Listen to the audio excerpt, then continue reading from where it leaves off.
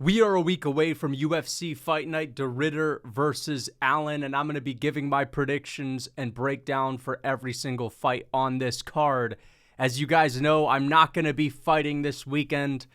I know, no fight this weekend, but I am going to be doing a collab with the MMA Guru and Bedtime MMA on Guru's channel for this card, so make sure you tune in to that. Either way, this is a pretty good card. Reinier De Ridder versus Brendan Allen. Not the fight we wanted, but the fight we'll have to muster. All right, we're going to have to muster it. Still a pretty good fight. Just lost a lot of that X factor with Anthony Hernandez pulling out, right? Well, before we get into this, I just needed to say that if you guys are looking to get in shape without suffering on a boring, meager diet, you can eat whole and hearty meals with unprocessed foods from that Real Food Cookbook. Of course, the Real Food Cookbook, everybody's favorite sponsor. That is the cookbook that allows you to eat comfort foods from around the world. Again, just made with whole and unprocessed ingredients so that you can actually enjoy your diet, so that getting in shape, being in shape, living healthy, and eating tasty is not miserable. Make sure to use code MMA for 30% off. Guys, let's get into this. Melissa Croden versus Tainara Lisboa. So this is obviously, by the way, we broke this down on the boxing channel. Melissa Croden, she's not rendered in the system, but we did a deep dive breakdown on her fight style, her career on the boxing channel. Tainara Lisboa, rendered in the system. Obviously, she's got the tough cookie advantage, a little bit of a mean mug going on. I'm not going to get too deep into the weeds on this one. But I will say a little bit of a snippet from that hour-long breakdown. Did a quick breakdown this time. The boxing heads are angry. It wasn't multiple hours, but did a quick one this time. Sorry, boxing heads, but either way, a little bit of a snippet. Melissa Croden's got she's got a nasty left hand. Okay? Tainara Lisboa is really good at countering with the right. I'm going to pick Tainara Lisboa. She's rendered really good at countering with the right. I'm getting her by a decision, man. We're picking her by decision. Let's get on to the next one. Azamat Bekoev versus Yousri Belgaroui. This is actually a good fight. I am going to pick Azamat Bekoev, okay? But do not sleep on Yousri Belgaroui. Because even though after his Contender Series fight in which he lost, now of course, this is Alex Pereira's training partner. You'll see him in Pereira's vlogs. Former opponent of Alex Pereira in Glory Kickboxing. I believe, what is he? They don't even have his height listed. He's like 6'8". He's very tall. The reach, again, not listed, but he is one of the tallest fighters in the UFC. He's maybe the tallest fighter in the UFC. I don't know if he's taller than Volkov, but either way, right after that Dana White Contender Series fight, you could have said, who does that to Belgaroui? All right? Who does that to Belgaroui? It was actually, who was it that did it to him? Again, I'm forgetting the name. From Brazil. Absolute monster on the feet. Not Tuco Tokos, although I believe his name has a T in it. Come on, man. Are you serious? How am I not remembering this guy's name? Marco Tulio! All right? It was Marco Tulio. He is one of the best prospects in the UFC right now. In hindsight, that's not a bad loss. And Marco Tulio is a whole lot better on the feet than Azamat Bekoev. The thing is, though, Yousri, I believe that he is going to be the better striker in this fight, okay? Glory Kickboxing background, very high-level striker to be training with. He was doing okay in the Dana White Contender Series fight, but he's been out-grappled before. Long, lanky kickboxer versus a density-maxing grappler in Azamat Bekoev, who's known for terrifying ground and pound, who's known for finding finishes on the ground. And that's what he's done so far in his UFC career. I think that Azamat Bekoev gets this fight to the ground, gets a ground and pound finish. I just think it's a tough one for Yousri. I think it's a very tough one. Can he keep it standing? And also, I don't think he has this like ridiculous power to where Azamat's got to be on edge to really make it even or make Azamat tentative when it comes to closing the distance. So I'm going with Azamat Bekoev. I believe he's the favorite, but this is a very interesting fight. Okay, Stephanie Luciano versus Ravina Oliveira. I am going to pick Ravina Oliveira by a 7-2 being better than 6-2. All right, I think she's going to get this one done. All right, she has the better record. And yeah, picking her to win this one, man. Let's get on to Drew Dober versus Kyle Prepolec. I am picking Drew Dober to get this one done. Big step down in competition from Manuel Torres. However, Benoit Saint-Denis just beat Mauricio Rufy. And you can't just say that this Kyle Prepolec is a can. He actually put up a bit of a better fight than Mauricio Rufy in some respects. He still got finished, right? Still got subbed, still got his ass kicked. But this time, he's going to have someone that's more comfortable to stand on the feet. And even though Kyle Prepolec put up a good fight, I still think that Drew Dober, even though he slightly declined, still has it within him to get a victory over Kyle Prepolec, okay? Sure, he got finished by Manuel Torres. Sure, his chin is not as good as it used to be, but he's still Drew Dober. He still has very good Muay Thai. He's still very powerful. He has KO power. He's got a whole lot more UFC experience as well. And Kyle Prepolec, he's no monster, right? He's no monster in this division where I'm like, oh no, Kyle Prepolec's about to send this guy and that guy to the Shadow Realm. He's tough, he's game, but it's one thing you're able to land some strikes in the pocket on Benoit Saint-Denis when Benoit Saint-Denis is forcing you into the meat grinder Muay Thai phone booth style of fight. But Drew Dober is going to play this a lot smarter. He's going to keep his distance. I think he's going to settle for a tit-for-tat striking style, and I think he wins that against someone like Kyle Prepolec. So I'm going with Dober, slightly declined, but still good enough to beat Kyle Prepolec. I think he probably gets this one done by a KO. I'm going to go with Drew Dober by a first-round KO against Kyle Prepolec. So let's get on to the next one. Djorden Santos. The Brazilian Shavkat Rakhmonov versus Danny Barlow. Danny Barlow, former prospect. A lot of us were pretty high on him. He just got slept by Sam Patterson. But again, that's not a bad loss. Sam Patterson is on like a 5 or 6 fight win streak. He's on a crazy win streak. He's been knocking people out left and right. Djorden Santos is not on Sam Patterson's level, but Djorden Santos is a marauder. Sure, I'm picking against him in this one. I'm picking against him in this one because Danny Barlow is going to have lighter man skill. Okay? Djorden Santos, his head doesn't move at all. He has no head movement. He literally zombies his way forward. So I am going to go with Danny Barlow just by having a speed advantage, being lighter on his feet. Djorden Santos, I think he's very hittable, but he's tough and he's fun to watch. One of the best marauders in the UFC. So this should be a good fight, but I just think Danny Barlow is going to be a little bit too crisp for him on the feet. So I'm picking Danny Barlow by a decision. Bruno Silva versus Hyunsung Park. I'm going with Hyunsung Park. Just got choked out by Tatsuro Taira, but again, it's like, both of these guys have gotten finished against high levels of competition. They're both not ready for the Vans. They're both not ready for the Tatsuro Tairas. But Hyunsung Park just has the X factor. I'm sorry, I can't pick Bruno Silva. I still scratch my head and ask myself how this guy is able to be fighting ranked people or how he was ever in there with Joshua Van or Manel Cap. He kind of just appeared out of nowhere. He just kind of appeared out of thin air at some point. And, he was just in these big matchups. He's tough. I'll give him that. He's tough.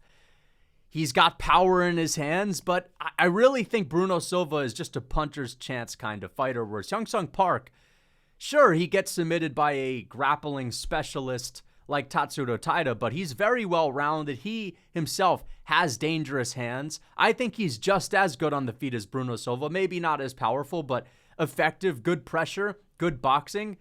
He's able to get his moments, but on the ground, he's very good as well. He has a submission game. He has multiple submissions in the UFC. Before the Taira fight, finished every single one of his UFC fights. He was on quite a roll. I think he's more well-rounded, and I think he has more ways to win than Bruno Silva, who just seems to be a little bit reliant on a big bopper. Okay? So I'm going to go with Hyunsung Park as we get on to Davey Grant versus Charles Jourdain. I think Davey Grant's going to pull something out of the Davy Jones locker.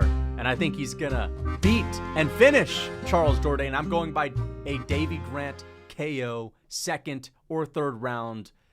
Dude, Davey Grant is actually one of the most underrated fighters in UFC history. Not only do I trust him in this matchup because he's tough and he has a fire hydrant chin, I trust him because he's crafty. And not only that, Davey Grant, he has this style where it's as if he goes in there and hits pads. You know, when you're doing Muay Thai, you're doing a pad session, you're throwing combos, you're ending the combos with kicks, you're feeling totally comfortable, you're throwing combos with the level of comfort that you may not have in an actual cage fight or hard sparring match where it's like, okay, you're not just free-flowing like you would when you're hitting pads. Davey Grant trusts in his striking like he's hitting pads. He just throws combos, and they just work. And Davey Grant has, even though they have the same reach, he is a little bit shorter. So his reach for a guy that's 5'8", Davey Grant has very lanky arms. He's able to tag guys from like halfway across the octagon when he's throwing some of these combinations. He has like a very long, gangly reach where he's able to reach people when they can't reach him. Again, he has power. He has some serious stud in his hands. He doesn't question himself when he's throwing his punches and bunches. He has wicked body kicks, wicked head kicks, really good oblique kicks, front kicks to the body. He's so well-rounded. And Charles Jourdain just got a nice submission win in the first round. He's pretty good, but he has no power. He has no pop. And I just think Davey Grant going out there fighting a guy with no power, he himself has pop. He himself has the ability to, take a couple to land his own. He's a gritty, grizzled craftsman. He's going to be able to bite down on the mouthpiece and just throw. And he's got a mean streak to him. Davey Grant's got a mean streak to his striking game. Where he's gritting down on the mouthpiece. And he's giving you something straight out of the Davy Jones locker. So I think Davey Grant grits down, pushes forward. I think Damone Blackshear is a very well-rounded fighter. The fact that Davey Grant was able to keep that fight standing against a strong grappler who's also, in my opinion, improved tremendously in the striking, that is a very telling victory. Davey Grant getting a win over Blackshear. I think Blackshear is better than Charles Jourdain. Now, Jourdain can get into a flow state where he has high output and he's throwing spinning attacks and spinning kicks, but he just has no pop. And I think that Davey Grant, given that his chin is so granite, eventually he's going to be comfortable to just march forward and just start throwing. He's got great accuracy. I think he's going to be able to tag Charles Jourdain over and over again. I think his shots have more impact. He's going to win. He's really good at imposing his will. All right. Davey Grant's been around for long enough to know what is useless and what should be used. And I think experience is going to play a big factor in this one. So I'm going with Davey Grant by a TKO. And if it's not a TKO, it'll be a decision. But if he wins this fight, if the UFC goes to the UK next year, you have to put him on a main card, okay? You just have to. At some point, you got to give this guy his flowers. So let's get on to the next one. Kyle Nelson versus Matt Frevola. Canadian Guram Kutate versus Matt Frevola, who has fallen off a little bit. He's been chinned twice brutally in a row. Farasiem, Benoit Saint-Denis. This is an interesting one. Kyle Nelson just doesn't have a lot of sting. That's the problem. He's pretty good on the feet, but he doesn't have the X factor. He's one of these guys where it's like, nothing really stands off the board that much, right? Matt Frevola, even though he's chinny, and, Farasiem, let's be honest, even though we knocked him out, Farasiem, that he doesn't really have a lot of power. I mean, I know it was a perfectly placed knee to the dome, but still, I don't know if Kyle Nelson has the pop to put away Matt Frevola. I think I might favor Matt Frevola to win this with the wrestling, just to put a pace on Kyle Nelson. The thing is, a guy like Farasiem, Frevola was still in there, competitive with him. He got knocked out in the third round. Benoit Saint-Denis, Frevola got knocked out in the first round, but was still able to get a takedown. Benoit got back up to his feet because he has really good ability to get up. I don't know if Kyle Nelson is as good of a grappler as Farasiem or Benoit Saint-Denis. So I am going to favor Matt Frevola. This is going to be a little bit of a tricky prediction just because, again, been chin twice. He's known for having no chin as well. And Kyle Nelson, I believe, will be able to tag him. And, he's pretty okay. He's pretty okay. But I'm going to go with Matt Frevola. He's going to have the strength advantage. He's got a good gas tank. He can chain wrestle for 3 rounds. I'm picking him to win this by a decision. So let's get to the next one. Cody Gibson versus Aoriqileng. Not going to say that name again because I'm going to butcher it. Aoriqileng. I think I actually said it right, but either way. I'm going with Cody Gibson. I think Cody Gibson has the reach advantage. He has the height advantage. I think he is the better fighter. I think he's the better striker. And I think this is going to be a majority striking match. I think Cody Gibson is going to get this one done, man. Gibson, when he's forced to throw down and scrap, he actually looks pretty good in his fights. And I think that if this is a fight where Aoriqileng does that, I think Cody Gibson will win. Okay? And also, I just think that Cody Gibson is just the slicker striker, so I'm going to pick him to win this one by a decision. Let's get on to Manon Fiorot versus Jasmine Jasudavicius. Manon Fiorot. She is one of the most terrifying strikers in WMMA history versus Jasmine Jasudavicius. I'm going with Jasmine Jasudavicius by a finish on the ground. I know that Manon Fiorot didn't get finished by Valentina Shevchenko. I honestly think that Shevchenko is a major step down from who she used to be. I think she is, I'm not going to say washed up, but she's not who she used to be. She's not as dangerous as she once was. And so maybe it is a bit of a jump to suggest that Jasmine Jasudavicius is going to be able to finish her when Valentina Shevchenko, one of the GOATs of WMMA, couldn't. But Jasmine Jasudavicius, I really like the fact that she consistently finishes people, and that means something in WMMA. That means a lot. When you look at her record and you see submission, ground and pound TKO, submission, yeah, she has a couple of losses, but they're all from way back in the day. She's been building a really impressive resume. I mean, every time Jasmine Jasudavicius fights, and I'm breaking down her fights, I'm saying this. I'm saying she gets a lot of finishes. She's one of the only WMMA fighters that you can count on to actually be imposing her will and go for the finish every time. And what do you know? She always does it. She always gets it. Whereas Manon Fiorot, she's kind of like a pitter-pat striker, kickboxer, and it looks clean. It works against Erin Blanchfield, but Erin Blanchfield's just a much smaller fighter than Jasmine Jasudavicius, who is bigger, she is leaner, she's more athletic, and I think she's more dangerous. I know Erin Blanchfield is a good grappler, but she's more dangerous, and Manon Fiorot, she likes a nice clean fight where, there's not a lot of damage going on. It's a whole lot of little fly punches, little nitpicky fly punches, right? It's like the wind that you feel, not even that. It's like a fly swatter. You get hit by a Manon Fiorot punch, it's like a fly swatter. I just think Jasmine Jasudavicius is going to be tough enough to get swatted a couple of times by, a couple of fly swatting jabs, fly swatting head kicks, snappy Manon Fiorot head kicks. And I think Jasmine Jasudavicius is going to get the takedown. And I think the crowd is going to get behind her. I think the crowd's going to be on her side. The Canadians are going to be rooting and rallying and hooting and hollering.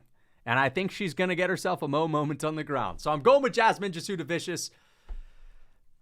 Listen, if you give me the option between someone that gets a bunch of finishes and someone that goes to a bunch of pitter-pat decisions, even though Manon Fiorot, she is a good striker. She is a highly technical striker in WMMA. There's just a lack of that, pop. That there's a lack of the consequences where I think Jasmine Jasudavicius brings that danger factor to a fight. And I am going to favor that in a WMMA fight 99% of the time. So let's get on to Marlon Vera versus Aiemann Zahabi.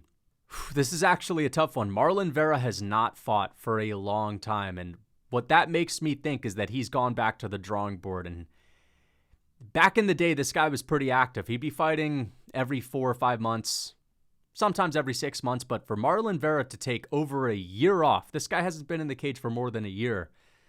That shows me that he went back to the drawing board and he said to himself, more than likely, all right, something's not working. I need to drastically improve. I need to address whatever I need to address in order to get better, in order to really change my style, change what needs to be changed for me to have more success. Maybe he had some lingering injuries that he wanted to take care of as well, but I think we're going to see a hungry version of Marlon Vera. On the other side, you have Aiemann Zahabi, who a couple of fights ago, he was kind of easy to look past, but you cannot deny that he looked really good in the Aldo fight. All right. Even though Aldo is not in his prime, I get it. Aiemann Zahabi, to go out there despite getting schooled early and to bite down on the mouthpiece, showcase grit, march forward, and pose his will in the second round, win the second round with the jab, with his boxing, just getting in Aldo's face, making it gritty, doing what's necessary, even though you're putting yourself in the pocket with Aldo. That's a situation where a lot of people are going to get outstruck. I like the fact that Zahabi showcased that, okay? And I like the fact that he also did really well on the ground. You know, this guy got hurt in the third round against Aldo, almost finished, and came back hurt. Aldo got on top of him, kept him down, and won the round because of how much damage he was able to do to him on the ground, which I thought was very impressive. Marlon Vera, even though his takedown defense is pretty good, he's been taken down, he's been controlled. That's a way that people have been able to beat him, and I'm sure he's improved. But Aiemann Zahabi, he's on a crazy win streak. He's got a lot of momentum, fighting in Canada, right? Firas Zahabi is a great coach. He's going to have a really good game plan. I'm sure they're looking at Marlon Vera as someone that's been out-grappled before, and that's going to be a big part of their approach. But again, he showcased grit and has pretty good volume. I'm going to pick him because he's got the momentum right now, and he's got the ability to level change, and he has good ground and pound. I think I'm going to pick him to win this. The thing is with Marlon Vera, he's dangerous, but I feel like I have to rely on him getting a KO in order for me to pick him. I don't know if I can trust him by decision, and it's a lot to ask for to get a KO in the bantamweight division. I mean, I know Marlon Vera has finished a lot of fighters, but we're talking Dominic Cruz, we're talking Frankie Edgar. Sure, he beat up Rob Font, but that was a 5-rounder. I feel like if this was a 5-rounder, maybe I'd pick Marlon Vera. It gives him an extra 10 minutes to find the right shot. But 3-rounder, high output Zahabi, who's going to be mixing in the takedowns. I think he's going to frustrate Marlon Vera to get himself a decision. But this is a close fight, and I'm not going to be surprised if Marlon Vera goes out there and chins him and does better than Aldo, right? I know Aldo is faster and slicker, but he's not the same guy he was back in the day. And Marlon Vera, I don't think he's going to get hurt in this fight. Now, I'll be honest, a little bit of that Marlon Vera can't be chinned. He can't be cut. He's like the most durable fighter of all time. He's lost a little bit of that aura just because he got cut open by O'Malley and dropped by Figgy. He's taken a lot of damage. Maybe things have changed a little bit, but we're talking Figueiredo. Figueiredo drops damn near everybody, and Sean O'Malley, you know, he's a much higher level striker than Aiemann Zahabi. So I think Marlon Vera has a chance. He's tough. I think he's going to go in there, guns blazing. I think he's going to go into this fight, nothing to lose. Fuck it. Like, I have to do this. I have to finish this guy. If I want to be a champion, I can't be having a pitter-pat fight with Aiemann Zahabi.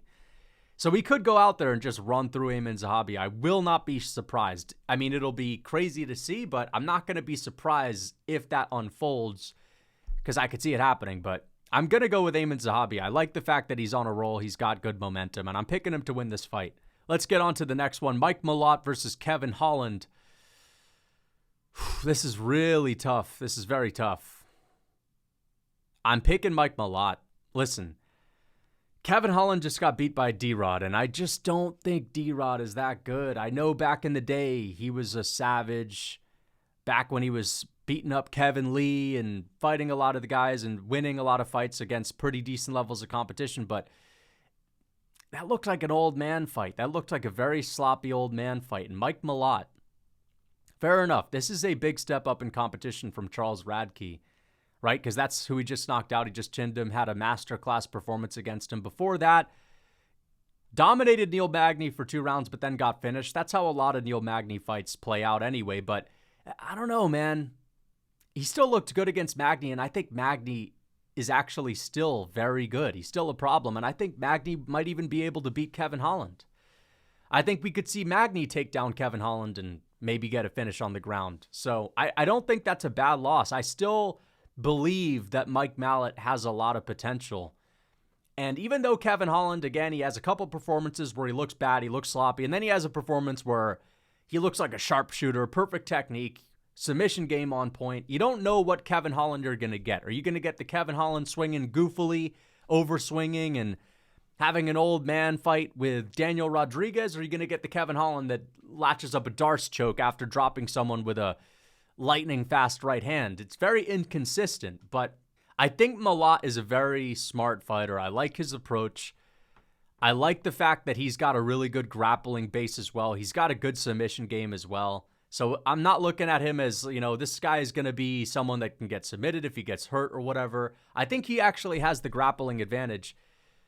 And I think he's going to take down Kevin Holland. I know it's one of those things where Kevin Holland used to fight at middleweight. He's now at welterweight. You could say, Mike Malott's going to have the lighter man skill. Kevin Holland's been an in-betweener. He doesn't have lighter man, heavier man skill. He's kind of just whatever, But he has done better against welterweights when it comes to grappling. Kevin Holland has actually struggled more at middleweight in the grappling than against welterweights. And even though, your fans that aren't tapped into lighter man skill might say, well, yeah, that's because those guys are bigger than him. Well, if you really know ball, if you know the game, then you know that the skill when it comes to grappling is actually far greater the further down in weight classes you go. So it's actually kind of interesting how Kevin Holland struggles more at middleweight. But I'm going to go with Mike Malott. I just think he's more consistent. And you could say, consistent? This guy's had 2 fights in the UFC, and he lost one of them. Not really, but I get it. Mike Malott has the, GSP style, man. He's got the GSP style, man. He's got the blast double leg takedown.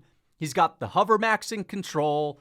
He's got crispy hands. I just think he's got a very bread and butter basic style that I can trust. Now, I am worried because JDM, who I think is way better than Mike Malott, JDM is the champion. Kevin Holland lost to JDM, but had moments, was in there doing his thing. I won't be surprised if Kevin Holland outstrikes Mike Malott and just beats him. I mean, listen, Kevin Holland, even though he lost to JDM, the fact that he was in there doing okay against a much higher level striker than Mike Malott, I mean, that is very impressive. Maybe I am making the wrong pick, but I just think there's something to be said about Mike Malott has a very solid, fundamental bread and butter game. He's got a fundamental bread and butter game. He's going to shoot the takedown. He's going to hover max. He's going to go position before submission, opt for control. I think the striking will be somewhat competitive, but Kevin Holland is always going to be pretty hard for shorter opponents to hit clean. I don't see Mike Malott knocking out Kevin Holland. I don't see him hurting him because Kevin Holland has a really good chin and he's just hard to get to. But at the same time, I just don't see Kevin Holland dominating Mike Malott or finishing him or knocking him out, being the better grappler. It's a close fight. It's a very close fight. But I think Mike Malott, I think he's going to win this by a decision. I think he's going to get a decision. He's going to get the takedowns at the right moment. He's going to do enough on the feet to where the takedowns mean a lot more, given that, he already landed some strikes. It's not just takedown control versus strikes landed. It's takedowns with strikes landed versus only strikes landed. I think Mike Malott gets it done. All right. I think he gets it done. The last performance he had, fair enough. That was a lower level of competition, but he looked phenomenal in that fight. And he still looked good against Magny. And Kevin Holland is not Neil Magny. He's not got the ability to just turn it on in the third round and, drag you to deep waters with the grappling. And he doesn't have that crazy third round wrestling pace that Magny has. So this is a tough one, though. I could see Kevin Holland maybe winning a decision, but again, it's like D-Rod. I think Mike Malott would destroy Daniel Rodriguez. I really do. I think he would beat Daniel Rodriguez. And I think he's a lot better than these guys like Gunnar Nelson. I think Mike Malott is a much better fighter than Gunnar Nelson. That's the kind of competition that Kevin Holland is beating, right? I'm picking Mike Malott, but it is a close fight. It's a tough fight to pick, but I'm picking him by a decision. Let's get on to the main event. Reinier De Ridder versus Brendan Allen. I am going to pick Reinier De Ridder by a decision, okay? I thought about maybe a finish, but I think Brendan Allen's really tough. I think he's a tough guy. I think he has a well-rounded enough style to give Reinier De Ridder enough problems to where I don't see at any point in this fight Reinier De Ridder. I don't see Reinier De Ridder at any point getting that far ahead and having this avalanche moment where he TKOs Brendan Allen. Allen, he can slow down in fights, and Reinier De Ridder has shown to have a really good gas tank, but even when Allen slows down, he's very tough, hangs in there. He's got grit. I also think he's going to do pretty well on the feet. I know that Robert Whittaker is a higher level striker. I get it, but Brendan Allen is a taller fighter. He's got a much longer reach, 6'2", 75-inch reach. He will have a 2-inch reach disadvantage, or I'm sorry, a 3-inch reach disadvantage and a 2-inch height disadvantage.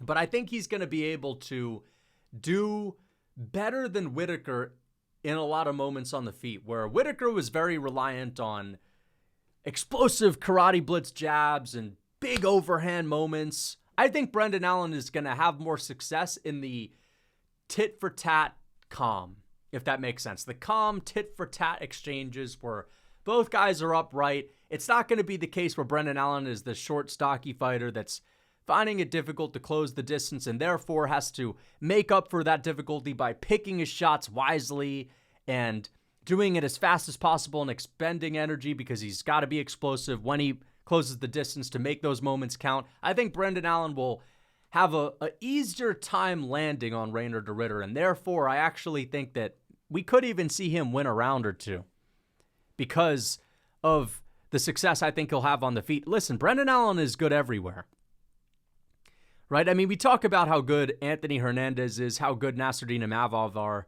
We know those guys are very high level. Brendan Allen lost to both of them, but let me remind you, Brendan Allen won the first round against both of those guys. He won the first round against Nasruddin Imavov, out-grappling him. Lost the fight, still did pretty well on the feet in the second and third. And then against Anthony Hernandez, he won the first round against Anthony Hernandez, out-grappled him. Eventually, Hernandez started to get to him, started to slow him down with his crazy pace and ended up winning the second and third. It started to get a little bit more dominant at the end of that fight, but that's an Anthony Hernandez fight, right? The fact that Brendan Allen is able to out-skill these guys early, shut them down early, and then even when there are moments on the feet, he's in there doing pretty okay against a guy like Nasruddin Imavov. I think that Brendan Allen is one of the most disrespected fighters when it comes to how people perceive his skill set. All right, I'm talking about, I think a lot of people write him off. That's because he doesn't have that big name opponent that he's beat yet. And he doesn't have any one part of his game that's just like, oh my goodness, this is insanely impressive. He's the best out of anyone in his division when it comes to that one thing. But he's good everywhere. He's great on the ground. He's very good on the feet. Now, I said I'm picking Reinier De Ridder, and so far all I've done is talk about how good Brendan Allen is. But what I'm saying is I think it's going to be competitive. I think it's going to be close. The reason why I am going with Reinier De Ridder is because I think Reinier De Ridder, if he gets put in a bad position on the ground, if he gets put on his back, I think this guy is so good at scrambling. I think he's so good at reversing positions. We've seen him reverse position against Bo Nickel, and I know that, Bo Nickel, his MMA grappling may not be as good as Brendan Allen, but that's still a really solid wrestler, still a great grappler. You look at Reinier De Ridder, his ability to control Robert Whittaker, right? He's got a really good ability to reverse positions. He's got great control. He's going to be the bigger, stronger fighter. He's also, this is very important. He's very big and strong for the middleweight division. Given that he's got that spindly grappling game where he's got these long limbs and he can put you in weird positions and, he can kind of, he has a very similar style to Chase Hooper. Chase Hooper has a very good ability to get up to his feet or to reverse the position on the ground. Reinier De Ridder has that sort of awkward Chase Hooper-like style on the ground, just in a much stronger, bigger frame. And I think at middleweight, that's going to be a problem for, even though Brendan Allen is a really high-level grappler, I think he's a little bit more bread and butter. Reinier De Ridder, through and through, no matter what he does, is just very awkward. I think his striking is awkward, but his grappling style is equally awkward. And I think he's going to have a strength advantage. I think his awkward grappling style is going to give Brendan Allen issues. If he gets put in a bad position, I think he'll be able to work his way out of it, get into a dominant position. And I think we'll see moments in this fight where Reinier De Ridder, even though Brendan Allen's tough and he's got a good gas tank, I just think Reinier De Ridder with his nasty knees to the body, I think this guy crashing the distance, he's got a pretty good jab as well, right? He can put the jab on you. It's kind of crazy how I'm like, I'm like trying to come up with things that this guy does really well, but it's just a whole lot of goofy stuff. But really, though, he has a good jab. He has a really good knee to the body. It takes the wind out of you. He's got a strong clinch game, right? And he's just got really good pressure. And I like Reinier De Ridder's decision-making. This is another reason why I'm picking him to win. I see Brendan Allen make a lot of mistakes in his fights, okay? I see Brendan Allen get overly zealous, overly confident, and go for submissions that he shouldn't be going for. And the next thing you know, he's falling all over himself, and he winds up in a bad position, or he's having success on the feet, and he's just shooting takedowns unnecessarily. I think Reinier De Ridder is a much better decision maker. And even though Brendan Allen has more UFC experience, Reinier De Ridder has a lot of MMA experience, a lot of grappling experience. He, to me, is the more cool, calm, collected fighter mentally. I think he has a better fight IQ as well. And I saw that against Robert Whittaker. I mean, it's hard to pinpoint every moment in which I was thinking, okay, that's really good decision making, but he just seems to do the right things at all the right times. He seems to be grappling, looking for the clinch when he should be doing that. He closes the distance and strikes when he should be doing that. I like this guy's approach. I like his ability to impose his game. And I think Brendan Allen, he can be a little bit of a simple fighter at times. And I think that Reinier De Ridder, given that he's very awkward, he's going to have the reach advantage, the strength advantage, the height advantage, the decision-making advantage. I trust Reinier De Ridder to get this one done and win the majority of rounds. But I do think it's going to be a competitive fight. I know Brendan Allen is taking this on short notice. It's a month's notice, and Brendan Allen strikes me as one of those fighters that's in the gym year-round. A month's notice is not going to be the end of him, but it's certainly not going to be the best of him. So that's also something you got to take into account a little bit, right? I think Reinier De Ridder is getting this one done. Also, momentum, that's big. I mean, maybe there were some doubts. Maybe there were some questions after he beat Bo Nickel, but fighting Robert Whittaker right after and beating him, proven former champion Robert Whittaker, who most people are going to say is a much higher level fighter than Brendan Allen. I think Reinier De Ridder is going to take a lot of confidence from that. I think his self-belief is going to be stronger than ever. And I know Brendan Allen, he's tough. He's a stubborn fighter as well. I mean, he's not going to give up on himself. But I think that everything is coming to the perfect place for Reinier De Ridder. Everything is coming together. The stars are starting to align for this guy, right? It's honestly kind of crazy if you think about it. It kind of started as a bit of a meme. Remember, this guy made his UFC debut, and the talk was this guy is the worst UFC debuting fighter. He is the biggest letdown that we've seen in quite some time. He had a lot of hype, former champion from 1FC, horrible debut, at least that's what a lot of people were talking about. I mean, listen, he didn't look great against Gerald Meerschaert. He just beat Robert Whittaker. This guy's on a 5-fight win streak. Everyone's tune has changed on Reinier De Ridder. So it almost seems too perfect for me to think that he's not going to get this win, that he's not going to at least make it to a title fight. I don't know if he wins against Khamzat Chimaev, but I think he'll get there. So I am picking Reinier De Ridder. Again, momentum. I think the stars are aligning. He's got the X factor as well. That's another thing you can't ignore. It's just everything together. The goofy style, the knees to the body. He does the right things at the right time. You know, he's got an interesting style. He has the X factor. I think he's going to win this. I think he's the better fighter. So, Reinier De Ridder, I think he's getting this one done by a 48-47 decision. Maybe we'll see a finish, but I don't know. I think that Brendan Allen, he's got the well-rounded skill set to make this very evenly matched. I don't think we are going to see a finish. I think it'll be a good 5-rounder. Hope you guys enjoyed it. Until next time.